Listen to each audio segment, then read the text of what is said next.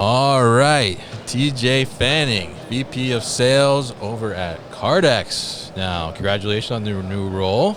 Yeah, thank you. Yeah, absolutely. It's good to connect with you again. So we haven't had Kardex on the show before, so first time. So why don't you give us kind of just the lay of the land for Kardex? What do you guys do?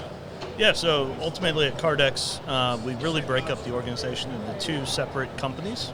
So we have our Kardex Rimstar that most people are familiar with from a vertical lift module, carousel, a mini load, and a box product.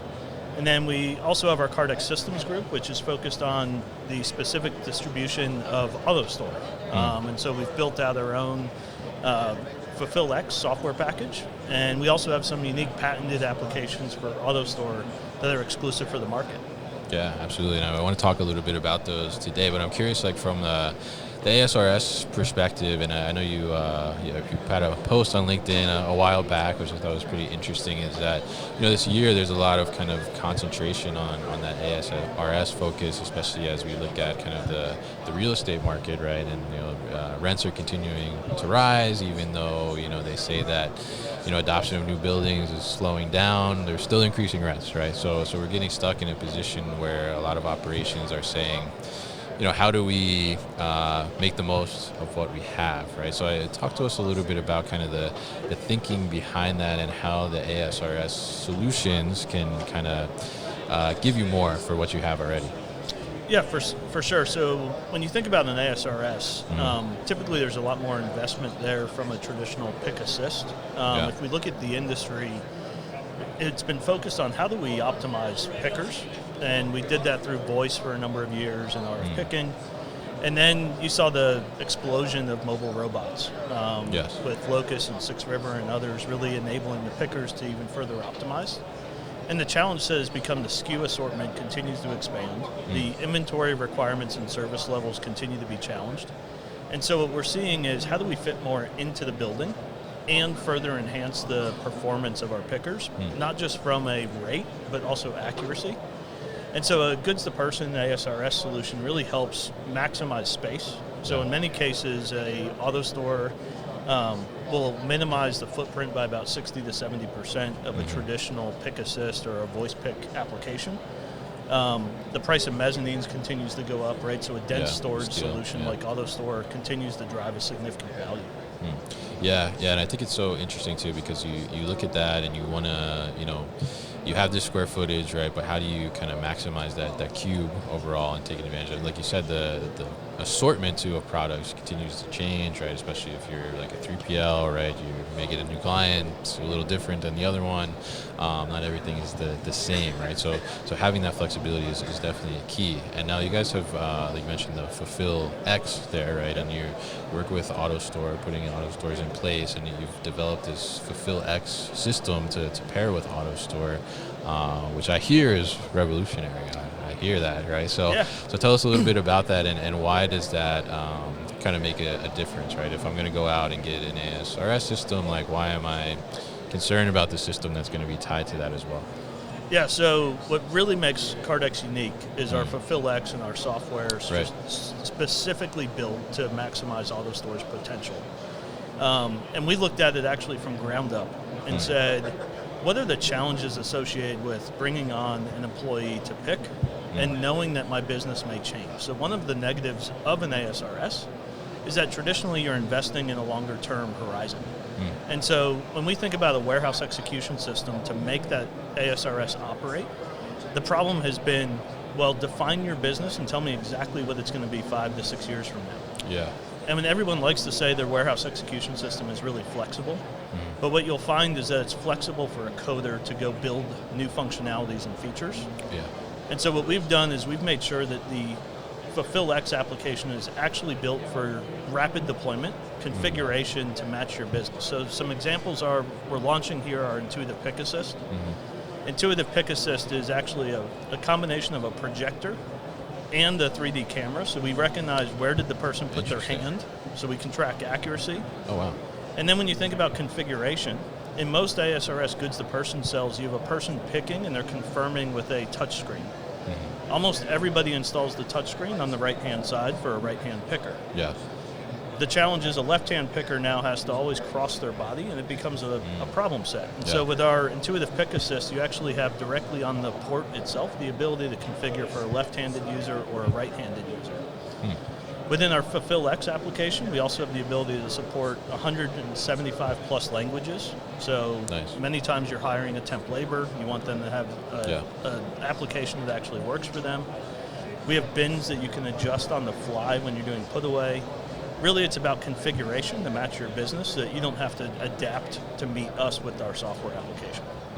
Yeah, I think that's fantastic, and I think that's so great to be able to, it's on the surface level. I think people may think like, oh, these are little things, right? But I think as we look at our business, right, in our industry, those little things, they exponentially grow over time, right? And you have like you said, a left-handed picker, right? And for every pick, they're reaching across their body. And somebody may say like, well, what's the big deal here, right? Well, you're doing, couple hundred picks a day, and that over time, that adds up, right? The seconds turn into minutes turn into hours. So being able to address those little things, I think, is so smart. And I'm curious about you mentioned the projector there and the accuracy of the pick. So tell us a little bit more about that. I mean, what does that look like? So is at the time, if the picker is grabbing the wrong item, basically it's catching that at that moment, or how does that work? Yeah, so we've taken artificial intelligence, combined it with 3D cameras and a projector, and we project around the bin that you're picking from the task that you need to execute, whether or not it's a cycle count or a pick task. Yeah. That includes things like what the item looks like, the quantity to pick, the location to pick. We light up the location within the bin itself. And then we can leverage the 3D camera to do some really unique things. Like we can detect that the operator's reached in the wrong compartment. Yeah. So now when the operator gets distracted, they mispick the wrong item, we actually light up the entire cell bright red to tell them, hey, you've made a mistake, right? And we use the projector to do that. We also can track the product inside the bin to tell you the amount of cube that you've used within the location. And so these are really some exclusive things that people haven't necessarily considered when thinking about dense storage within an ASRS. How do we not only maximize the storage capability, but also the operator's performance and their accuracy?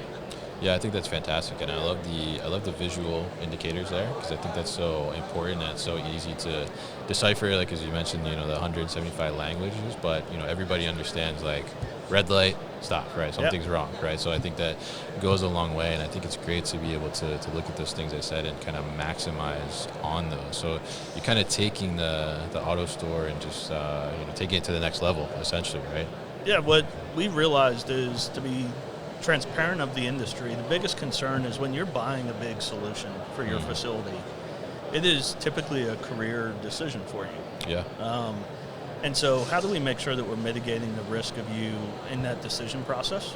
And this way we can enable the actual application to maximize your performance, because your business will change.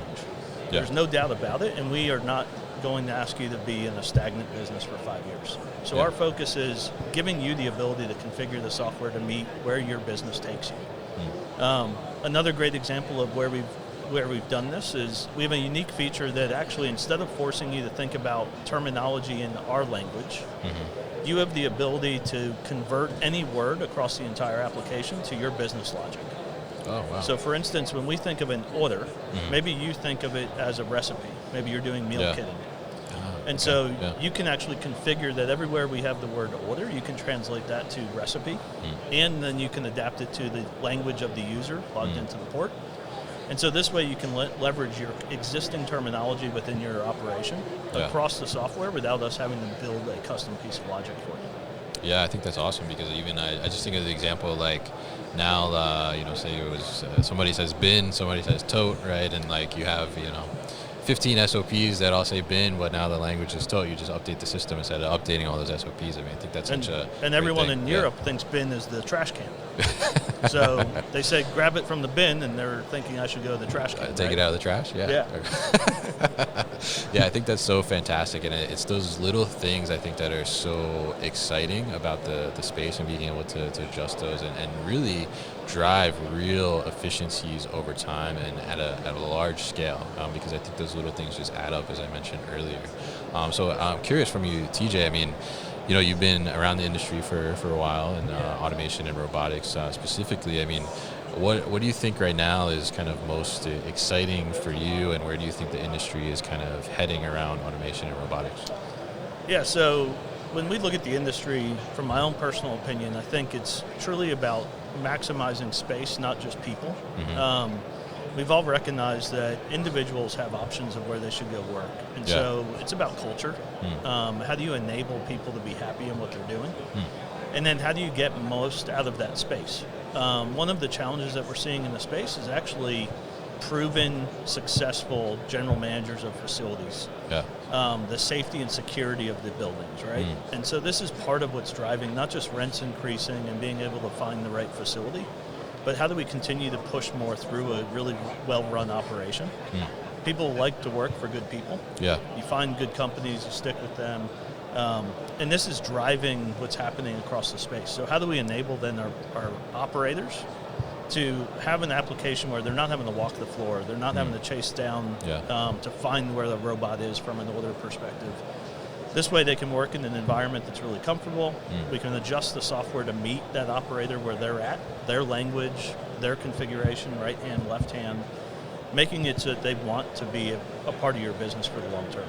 Yeah, and I think that's such a great perspective on it, because I think that's such I mean, it is a challenge, to find those managers. And I was talking to a 3PL the other day, and they're scaling and growing, and they're like, we need to find somebody that's a great leader, a great operator, but also, can understand technology side of things too, and bring that in. And I think it's hard to see that sometimes, because sometimes these solutions or things can be challenging, or have historically been challenging, or a little too complex for that operator side, right? So I think it's great to see how we're focusing on that, through better user interfaces, better visibility, and all those different types of things. So I think it's a great thing to highlight that, definitely. It's great to hear, too, how Kardex is being able to do that with some of the FulfillX components as well. And that intuitive picking thing, I think, is a great thing around that, too. So really appreciate you coming by, my friend, and talking to me here. So if people want to learn more about Kardex, what's the best way to do that? Yeah, so of course you can reach out to myself. I'm sure we'll post a link. My email is tj.fanning@kardex.com. Or, of course, you can come to our website. We're also here at Modex. Happy to have you stop by the booth. We are doing a live demonstration of the Intuitive Pick Assist. So you can pick product. You can see what it's like when you pick from the wrong location. You can configure it on the fly.